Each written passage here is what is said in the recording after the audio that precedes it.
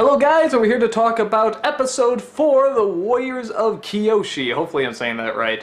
And something interesting happened on this episode. You know, my brother and his wife give a call and they say, hey, we're throwing dinner together. Did you want to come over?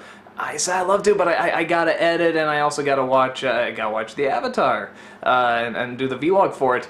And they said, oh, why don't you come on over and we'll watch it. You know, we're having mom and dad over too. I'm like, what? But they want to watch Avatar? And maybe, I don't know. So I said I'll be over a little later. I go over there and they're finishing up episode 3 of Avatar. And I come in and I'm like, well, I gotta watch episode 4, and they're like, let's put it on, we're liking it. So now my folks are interested in Avatar, which, who the hell would have thought? I guess it's the show that brings families together, a little caption for you there. Yeah, once again, I guess it goes sort of beyond the typical expectations of just being a kid show, which a lot of kid shows do, but it's cool that this one can. Again, I'm seeing the attraction to it more and more. So, with that said, this episode, I'll tell you what I really enjoyed about this episode is that I've sort of been going on and on about the comedy in these shows being a little too childish, but again, I get it, kid show, you gotta trade.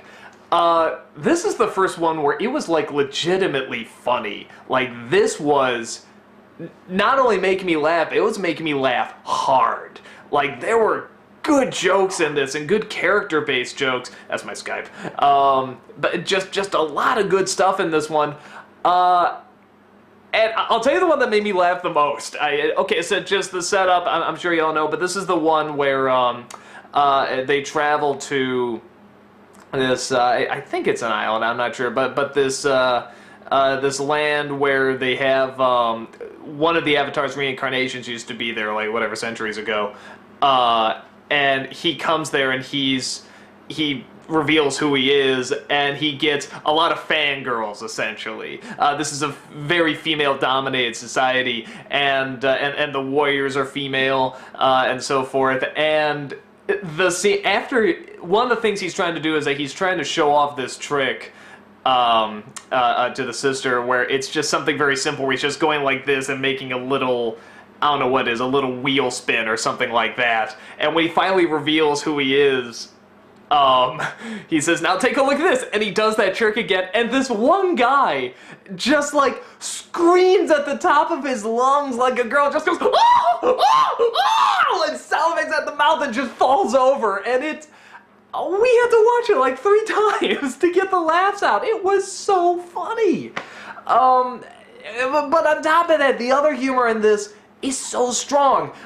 They have one scene, it starts out with them trying to figure out where the Avatar is, and it looks like he's jumping over from, you know, nation to nation, place to place, and, you know, the prince looks at him and says, obviously this Avatar is the master of I don't know, outwitting us or something like that. I can't remember exactly what he says, but it turns out he just wants to go to different parts to either have fun, like riding animals, or they just get lost. I think after he says that, it cuts to them, and he just says, we are so lost. And that was very funny. And the humor on this one was really on track, but another great thing about it is that they have a setup for what this episode is going to be about. You know, they say, all the fangirls are over the Avatar, and they say, and the sister says, but don't let it go to your head. Oh, I won't. Okay, well, we know what this episode is. Might as well just go to the next one, because we know what it is. But no, they do the lesson in there. It's definitely there, but they address it very quickly, and then they move on. They move on to other issues going on. Like, there's a scene that the fire army comes, and, of course, the Airbender has to fight them off, protect the village, but he's seeing the damage that has happened from him just being there. I think it's being revealed that the responsibility of just being who he is gonna be a lot to take on. And you can see it just by the way he's looking down over the village that's burning. And that's done without words. That's only done through the music and the shots and the expression drawn on the face. Again, for a kid show to get that, that's very impressive. Another thing I like about this episode is that you probably heard me say before that I kind of get. I mean, it's a legit point, but I kind of get annoyed when they do a lot of like the girl power thing in the sense of, oh come on, girls can't do that, girls can't be that. Oh yeah, they stand up to the big dumb society and prove them wrong. You know, fair enough. There's a lot of prejudice, but I've seen it to death. Here, I think it works a little better because it's not the society that's against females being, pretty much the warriors in this. It's this one idiot. It's the brother. And the brother catches on very quickly to a point where he even wants to be taught by them. And it's not done just for laughs. He does it very respectably. He bows to them and says, I would very much like to learn your ways. And again, it's not just a one-note character. It does show that he will learn from his mistakes and he wants to grow stronger. I think that's a very good thing to have in this. I mean, to a point where he even has to wear the uniforms, but even the uniforms, which are very feminine, but at the same time, it has purpose to it. They describe why the uniforms are the way they are and what it means and the honor. And he actually starts to sort of get into it, and he starts to be very proud to wear that uniform, until they throw it into a dumbbell joke with Aang saying, hey, nice dress, which is cute, but I like that they carry that dignity in there too. And the other thing I'll talk about before signing off is that when it started off with the animals in this, he's like, you want to go penguin sledding? And I'm like, well, that's odd. And then you see what penguins are in this world. And at first I thought, well, that's not a penguin. It's penguin-like. Why don't you just make up a name for it? I don't get that.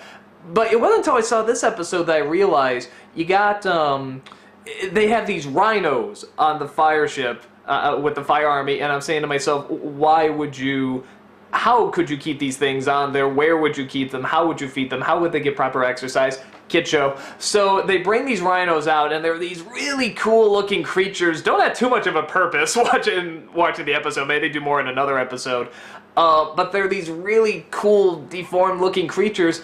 I start asking myself, what the hell do other animals look like? If that's a penguin, that's a rhinoceros, like that's a buffalo, what the hell else is there in this world? What does a dolphin look like? What does a squirrel look like? And it got me legitimately excited. It got me asking questions about the world.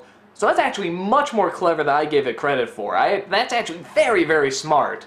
That create a world where they have the same name, but they're going to be similar in design, but they're still going to be different. I think the eel, in the lake there is now a gigantic monster. It's like, so wow, the variations of this are really exciting. And what I realized with this episode in particular, because this one was a touch more episodic, but it's technically continuing the story, but it's obviously a little bit more of a side episode, sort of with a little bit more comedy. What I realized watching it is that this show, for lack of a better phrase, does legitimately make me feel like a kid again. It makes me excited to discover this stuff. It makes me excited to see where it's going to go next, where the relationships are going to go, how they're going to interact off of all of this, what surprises are around each corner, what you're going to see. And what that made me realize about, again, for lack of a better term, sort of grown-up entertainment as opposed to younger entertainment. Somewhere down the line, when you get older, there seems to be this need you want to see heavy drama, you want the heavy stuff. We want Game of Thrones, we want Lost, we want characters to die, we want things to be really aggressive, we want to go, oh my god, I can't believe they did that, we want our soap opera, we want sort of this, not that it's all negative, but we want that focus on negative, because that's going to bring us back. How are they going to get out of this? And you need the likable characters, but we're more interested in the really tough situations that they're put in. I kind of forgot, watching this, it sort of reminded me of, like, days of, like, back when I was a kid watching, whatever, like Disney Afternoon or some kiddie stuff like that. There is this great element of fun. And I forgot that some shows can really capture that drama and the relationships and everything else that you see in really good adult shows, but can still have that element of fun. Kid shows are allowed to be fun. And I think a lot of grown-up entertainment focuses possibly too much on the aggressive, because there are definitely fun moments in shows, but they're kind of like the side episodes or the funny little thing there. Oh, isn't that neat? Those characters had this funny little adventure. Well, back to the serious stuff. And this show seems to have a really good mix. Even though I'm not always on board with the humor, though this episode was very funny, they have a real good mix of it, and I just forgot about that connection and what it means to just have fun watching a show. And I am having great fun watching this show, and I can definitely see why so many people are attracted to it. And this is only episode 4, so again, very excited to see, because every episode just seems to keep getting better, so I'm very excited to see where it's going to go next. I know I always end the vlogs with that, but yeah, I'm definitely, I'm not, you can call me a fan. I'm a real big fan of this show. So, I'll see you for episode 5.